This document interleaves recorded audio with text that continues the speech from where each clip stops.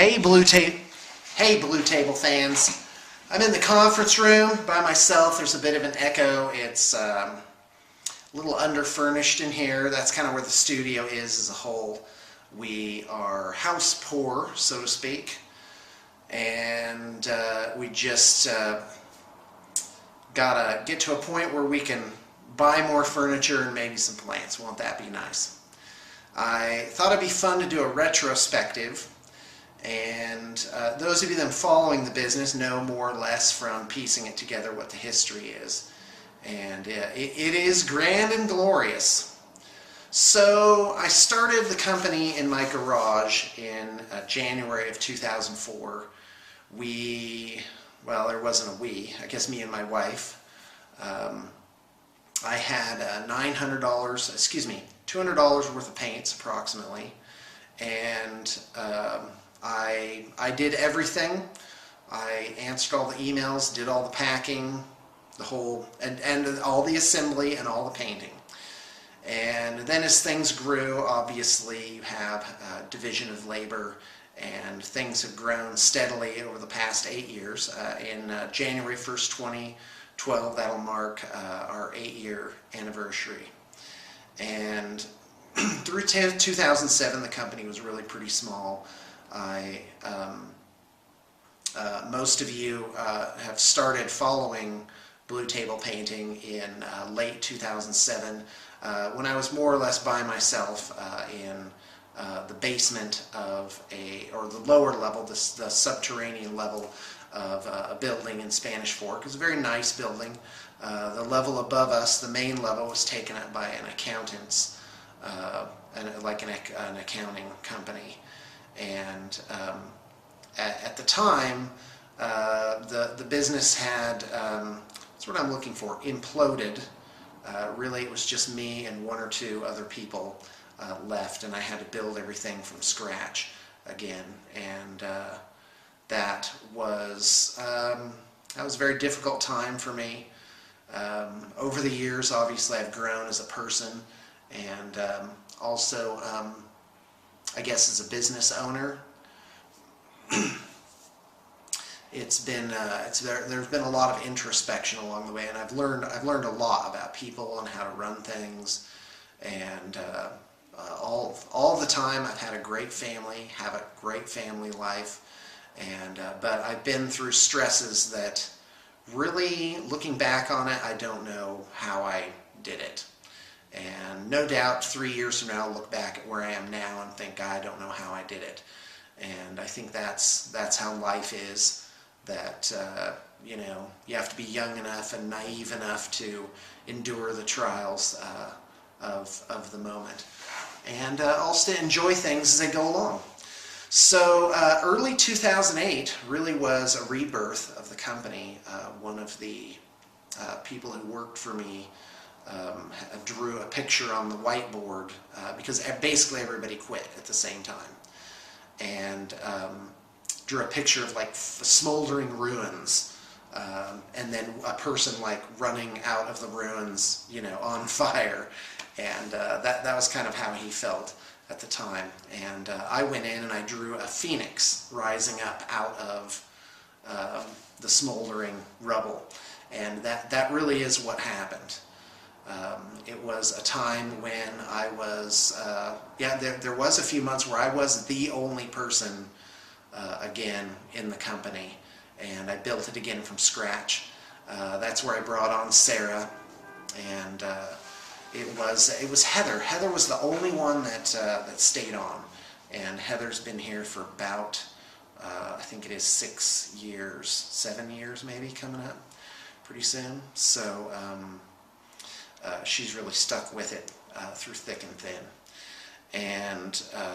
and I brought on Ren right about that time as well. And in fact, probably about a third to maybe a half of the people that work here can trace their time back to early 2008. And I think it's a great testament to the company that we have such great longevity. That people that are here a short time typically are people that we brought on recently because of growth. And that's been our growth pattern. We've we've gotten about time and a half as big every year, and that was during the hard times. So I really view miniatures painting and kind of this general industry as a growth industry. It is, you know, just, I can't go into details, but it is definitely a place where there's room for growth. For miniatures painting, there's been a great increase in competition, at least you know, on the small scale. There's about a zillion soloists out there, and so anyway, 2008 and part of 2009, all the way to August 2009, we were in what was called the Badger Hole, and many of you remember that from YouTube. Again, that we chronicled the time that, you know, there were only like 6 or 8 people, and we were cramped downstairs in that basement, and that was lucky for me, because that what seemed like a bad thing at the time, the implosion, was actually a good thing, because it made me draw the company back to its bare bones, and I had almost no overhead, and that allowed me to basically to survive the recession of 2008. And so I've learned that a lot of times when something bad happens, well, this isn't anything new. It's the old blessing in disguise idea, and that certainly is true. Whenever something happens, you got to look for, you know, what is the upside to this. And then of course we moved into and improved and refurbished our last studio, which is on 300 North, a couple blocks from here. And that was a golden age where we had quite a bit of stability. And you know, my goal at the time was to live humbly, securely, and well, and that's still my goal. But there was a point in time where my only goal was really to kind of consolidate things for me and my family, and have a small business that would support us, and not really take it any further. And obviously, since it was in, I believe it was October 2010, last year, about a year ago, that so now we're to the, takes me all this time to kind of preamble it, and so my landlord came to me and said, "Hey, I'm going to raise the rent," and it was only by like $50, and we had a really good landlord, so I'm certainly not faulting him for that. If anything, his rates were very reasonable, and but I thought, you know, well, maybe. And this is what I said when we were talking about it. I said, well, maybe I should just go and take a look at what's out there and determine, you know, what the real situation is. And so I started going door to door, and that's how I found this building. And at the time, of course, as you know, it was not in that good of a condition, and when I brought the crew here, they didn't take to it too well. And it really was the wrong time for us to move here, because the asking rent was really too high for us at the time. It was like almost 3 times as much as we were paying. And we didn't need the space, and it would have taken really a lot of money that we didn't have to refurbish it. But, you know, a lot of times something that happens that lays the groundwork for something else wonderful to happen. And of course, you know, in right around maybe was late October, early November, that was the fateful journey. One day, and I may have told this story before, so just bear with me. So one day, Sarah's sitting there, because we worked side by side for so many years, and she said, "I'm going up to the canyon to look at some properties." And I said, "I don't want to horn in on your operation, but I want a piece of that," because I had long thought, well, you know, would it be possible to homestead a piece of land, really own what you have, and build it up from scratch. My wife, of course, doesn't really like this idea. She loves security, but she also loves living in the city limits, and I do too. I admit that I am a bit of a city slicker in that. regards. I like my running water, and I like it to have a hot and a cold tap on it. So anyway, so we went up in the canyon, and the rest is history. We found that mansion out in Thistle, and that's where we held the first 2 Valhallas. But I have to tell you, that really opened my eyes. That made me realize, it made me start stretching my brain. Like, how could we make this happen? How could we acquire this absolutely wonderful place up there? And it just, I can't describe it. It changed me fundamentally, how I looked at the world. I saw how wonderful it could be. And what occurred to me at the time is there's no lack of resources. There's plenty of atoms in the universe. What's lacking isn't materials, it's human intelligence and creativity to organize these materials and make them into something that can be enjoyed, that is meaningful, and that can be a blessing to individuals in the community. And that was the problem. There's plenty of land, there's plenty of water, there's plenty of resources. You just have to go organize it, basically. And so that changed my philosophy, and it was a conscious change too. I realized, wow, this is kind of different than what I had before, because I realized if I had held where I was, I would be comfortable, but I also wouldn't be doing other people or the community much good. And I also saw the benefit that it would be to myself and my family. How amazing this was that this, the owner of the Thistle place, where I got out and said, worthy of the gods themselves. By the way, we're not done with that. That when you set out on a quest, it could be years. And so that place, really, it was amazing. Here was a guy who had made something of his life. He was a plastic surgeon. And, he learned a skill that people will pay very well for. And he built something from scratch. You go back on Google Maps, and it was a dust bowl out there. And he planted it and put up fences and put up grass and just built this amazing house. It's just outstanding. And that's what gave us, trying to acquire that place made us think of the Valhalla idea. Like, well, how could we get money? How could we get revenue that would pay for something like this? And Valhalla, I got to tell you, that's my retrospective. 2011 was rough. It was the year of expansion. And 2012 is going to be the year of consolidation. We are going to consolidate our gains.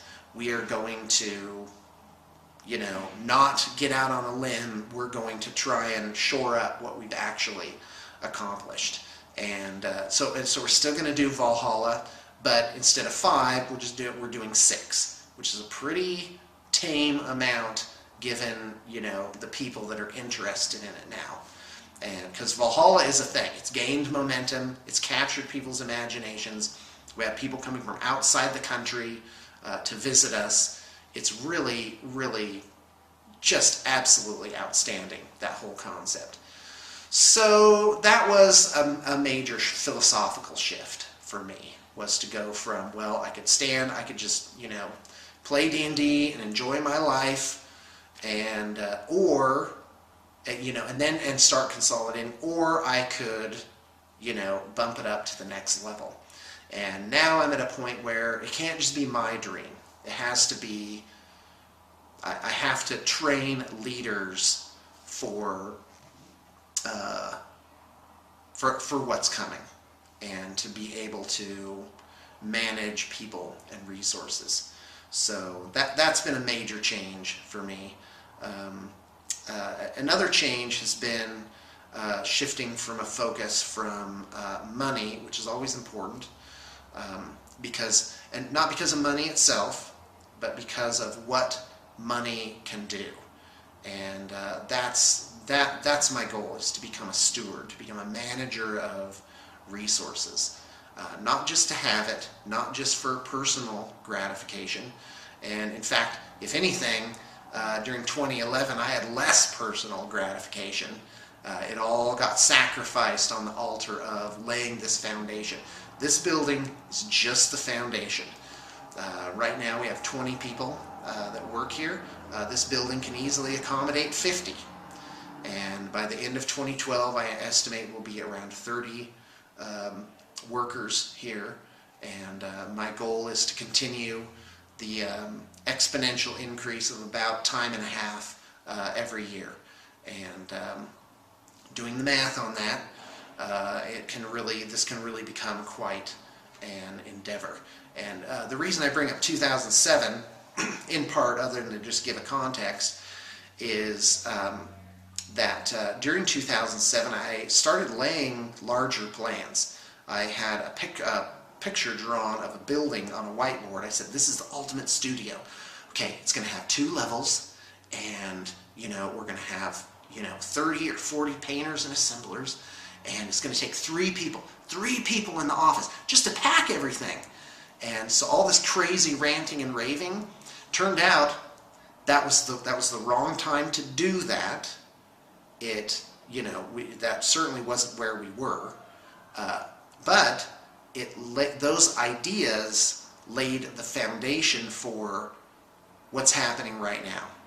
And that was the significance of late 2010, is I had reached sort of, oh, okay, well, I reached everything I planned for, everything that I had hoped for, so now what? And so what I've done is I've laid even more grandiose plans, but the difference this time is before it was kind of my thing, and now I'm going to have to involve other humans. And so I'm laying that foundation with even more care. I have to have people that I can trust, people that understand what's going on, and who are developed as leaders. And that takes, it's like a rock tumbler. You stick the rock in, it turns over and over and over again, and it polishes those gemstones. But it has to knock off all the rough edges, and it is not a pleasant process. It's painful. But for me, I take joy in it. I love talking to people, resolving problems, and that's where we are now at the end of 2011. Some people who are our clients may have noticed this. Now what I've done is I've how do I explain this? Like before, it was me in the middle, like a great central brain who knew everything. I knew everything about every project. And then like spokes, every single person, if they had an issue, they could come directly to me. And that breaks down. So now what I've done is I've created, a thing where I'm here, but I put people in charge, and then, they have kind of subgroups. I don't like hierarchies so much, but I view it as a way that we need to structure things. And so I'm very excited about that. I'm keeping tabs on it. We have really a lot of wonderful people here who have proven themselves over the years. Like right now, Rin is effectively my part-time assistant. After I set up a project, he takes that over. And you never know what's going to happen. I've named a couple of names in this video, and who knows, they may not be with the company forever. That was a meaningless statement. They may not be with the company as long as I think, but I hope so. I hope people stay and develop, and I'm really excited for the new people that I'm going to bring on. If you do the math, it means I'll be bringing on about 10 people in 2012. And that means about 1 person a month. So you have to have a pretty strong center of gravity to endure adding that many humans to an equation. And the big plan, if you look at my projections, well, which you can't because I'm not publishing them, but this could be a thing where it could be hundreds upon hundreds of people involved in it. And really affect even the whole city. Spanish Fork is a great place to live. We've been treated very well by the city leaders. In fact, the city economic planner and the mayor are coming by tomorrow to talk to us. The economic planner guy has already come down, was very impressed with us. He's up to the gills and things to do. But we've got a good relationship with the Chamber of Commerce, and that's where I'm going. Is hold on a second. Is I like people, and my role in the business as it becomes more and more specialized is not going to be filling out spreadsheets, which is how I spend most of my time, but it's going to be in front of the camera. That's how. So, yay me! If I set it up right, and my gambit pays off, I will get to spend time with all of you. That means more battle reports, more video, and I really want to do it more professionally and introduce other people, because I realize that maybe not everyone wants to see my ugly mug all the time, and I certainly don't want to hog the spotlight. But I do believe that is a possible strength, is to get out there, the gift of gab, so to speak. And well, anyway, that's my retrospective. That's where I think we're going right now. I have things roughly sketched out to the year 2025. The farther you get out, the more shaky things become, because you never know what's going to happen. But things are planned out pretty solidly, at least for 2 years, and then a good solid 5 years after that.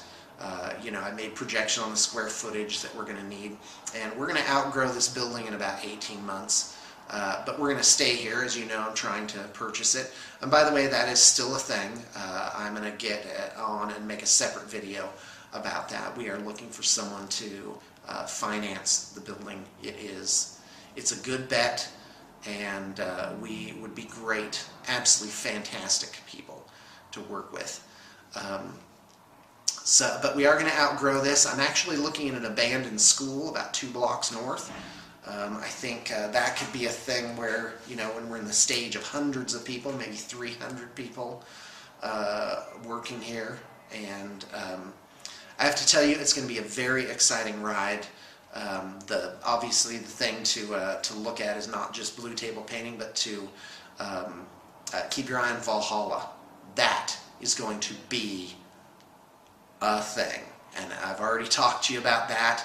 We're going to be building quite a facility up in God's own country, effectively as a wargaming retreat. We have some pretty big dreams, and they involve a tank. So, and as far as I know, because I'm a law-abiding citizen, as far as I know, you can own a tank. There's just limits on the type of ordnance that you can have. Obviously, I don't know anything for sure. That's a ways off. So anyway, yeah, we're looking at a building a couple of blocks north of here that could be like 300 people. That's obviously years out, probably 2 to 4 years. But now that we know what we're doing, I'd like to do more projects like this, maybe even at a bigger scale, and but maybe not feel so overextended on them. Well, it's getting dark, and I should probably get home. I probably should have opened with this, but this has been kind of floating around inside my mind. I don't know how to express it. I just want to say thank you. I want to say thank you so much. I give glory to God for the good things in my life.